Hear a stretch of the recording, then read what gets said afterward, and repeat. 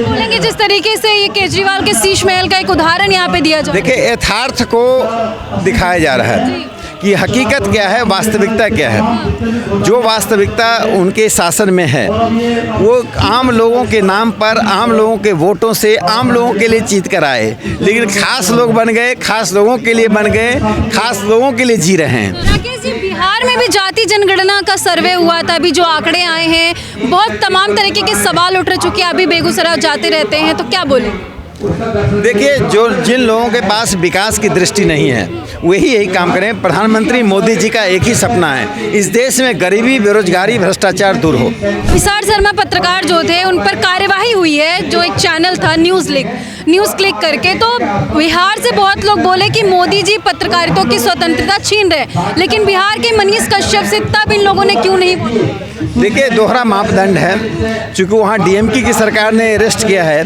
मनीष के साथ जो हुआ है घोर अन्याय है। आपके साथ मैं हूं ज्योति सिंह, आप देख रहे हैं सच टॉक। इस वक्त हमारे साथ राज्यसभा सांसद राकेश सिन्हा जी मौजूद हैं। क्या बोलेंगे जिस तरीके से ये केजरीवाल के शीश महल का एक उदाहरण यहाँ पे दिया जाए? देखिए, यथार्थ को दिखाया जा रहा है कि हकीकत क्या है, वास्तविकता क्या है। जो वास्तविकता उनके शासन में है वो आम लोगों के नाम पर, आम लोगों के वोटों से, आम लोगों के लिए जीत कर आए, लेकिन खास लोग बन गए, खास लोगों के लिए बन गए, खास लोगों के लिए जी रहे हैं। तो आम और खास का अंतर कैसे हो जाता है सत्ता में आने पर, वही हम दिखा रहे हैं। वही आम जनता तो सर सवाल करे कि अभी तक क्यों नहीं लगाया गया था ये शीश महल का जो पूरा सिंबल? शीश महल बनता तभी तो लगाते, उनके बनने से पहले कैसे लगाते? जब बना हमें पता चला, फिर जब हमें पता चला तो मैंने जनता को भी दिखाना शुरू कर दिया। अब निर्णय जनता को करना है, हम तो कुछ कर नहीं रहे हैं, हम तो सिर्फ दिखा रहे हैं। बात करके आम लोगों के वोट से आए हैं, आम लोग बनकर आए हैं, वे अचानक खास लोग हो गए, खास लोगों के लिए हो गए, तो आम लोग तो उनको खारिज करेगा। भारतीय जनता पार्टी ने दिल्ली की जनता को बताने का काम किया है, जिसको आपने मत देकर सत्ता में भेजा है उन्होंने आपको छलने का काम किया है। जिस दिल्ली में स्कूल की भवन की हालत ख़राब है, जहां अनेक फ्लाईओवर बनने हैं, जहां पर रेड लाइट को समाप्त करना है, जहां झुग्गी झोपड़ी में सुविधाएं देनी है, उस दिल्ली में कोई जनप्रतिनिधि राजा बनकर रहे, यह स्वीकार्य नहीं है। इससे भारतीय जनता पार्टी ने लोगों की चेतना को जागृत करने का काम किया है। लोगों की चेतना को कहा है कि जाकर आप दिल्ली के मुख्यमंत्री जी के घर को झांकिए, उस घर में क्या है, उसी की ये तस्वीर प्रस्तुत की गई है। जो तस्वीर यहाँ प्रस्तुत की गई है, क्या लगता है जिस तरह से सिर्फ यहाँ पे सीपी में तस्वीर प्रस्तुत करने से पूरी दिल्ली पूरे दिल्ली के जो नागरिक हैं वो जागरूक हो पाएंगे? देखिए, कनॉट प्लेस दिल्ली का हार्ट है। हाँ। दिल्ली के में हर तरफ से लोग आते हैं और आम लोग और ख़ास लोग दोनों आते हैं। और मुझे लगता है कि यह एक ऐसी जगह है जहाँ शहादरा के भी लोग आते हैं, नई दिल्ली के भी लोग आते हैं, साउथ दिल्ली के भी लोग आते हैं। तो इस जगह पर वह तस्वीर देखें, और मुझे लगता है पार्टी अन्य स्थानों पर भी बाद में ऐसी तस्वीरें लगाएं जिससे सभी लोग इसका दर्शन कर सकें। लेकिन देखा जाए तो कहीं ना कहीं ये जो शीश महल है उनका है तो सरकारी आवास ही। जब तक सत्ता में रहेंगे तभी तक इसका उपयोग कर पाएंगे, उसके बाद तो उनको इसको छोड़ के जाना ही है। देखिए, छोड़कर तो व्यक्ति को, पृथ्वी को भी जाना पड़ता है। हाँ। मैं इतना ही जानता हूँ कि एक जनप्रतिनिधि को न्यूनतम सुविधाओं के साथ जीना चाहिए।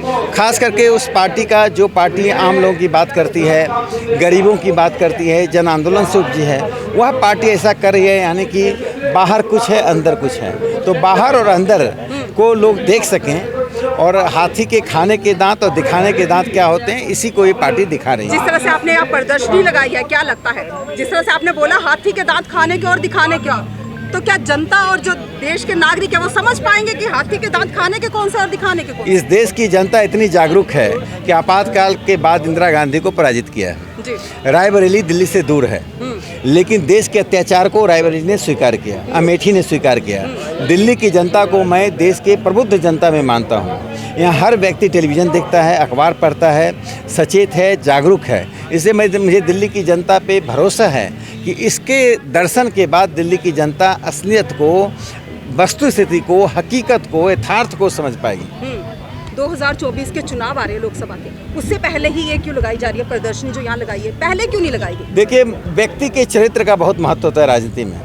यदि व्यक्ति का चरित्र ठीक नहीं है, व्यक्ति का व्यवहार ठीक नहीं है, व्यक्ति का सरोकार, जनता के प्रति सरोकार नहीं है, तो फिर वो जनप्रतिनिधि होने लायक नहीं है। और यह तस्वीर यही दिखाती है कि आप उसे चुनिए जो जन सरोकार वाला हो, जो जनता से जुड़ा हो, जो आम जनता के दर्द को महसूस कर सके और उस दर्द को दिखाने के लिए महसूस नहीं करे, उस दर्द के समाधान के लिए महसूस करें।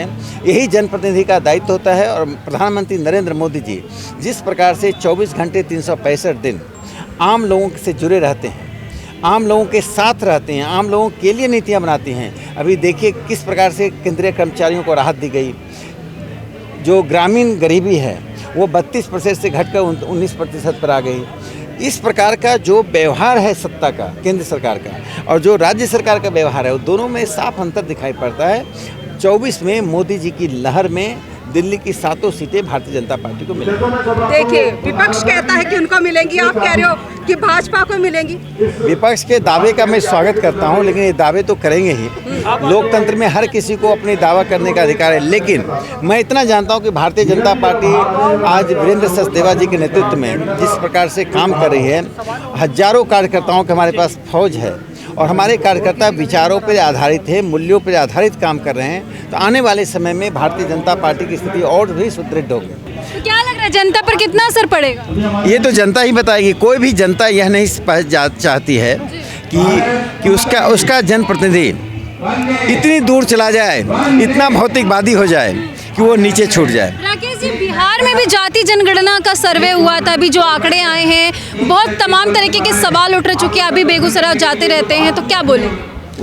देखिए, जिन लोगों के पास विकास की दृष्टि नहीं है वही यही काम करें। प्रधानमंत्री मोदी जी का एक ही सपना है, इस देश में गरीबी, बेरोजगारी, भ्रष्टाचार दूर हो।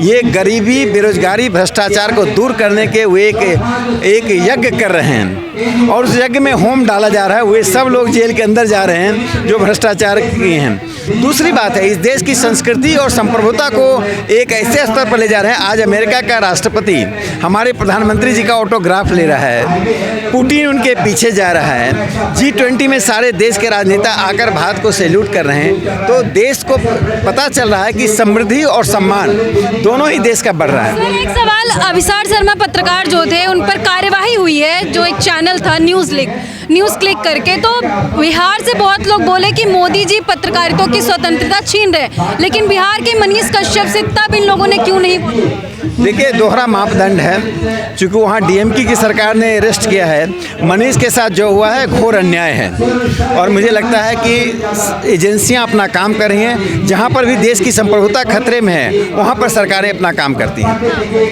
तो आप देख सकते हैं किस तरीके से राकेश सिन्हा जी ने साफ तौर पे कह दिया है कि मनीष कश्यप के साथ अन्याय हुआ है। हालांकि आप क्या कहना चाहेंगे, कमेंट सेक्शन में जाके हमें ज़रूर बताइए।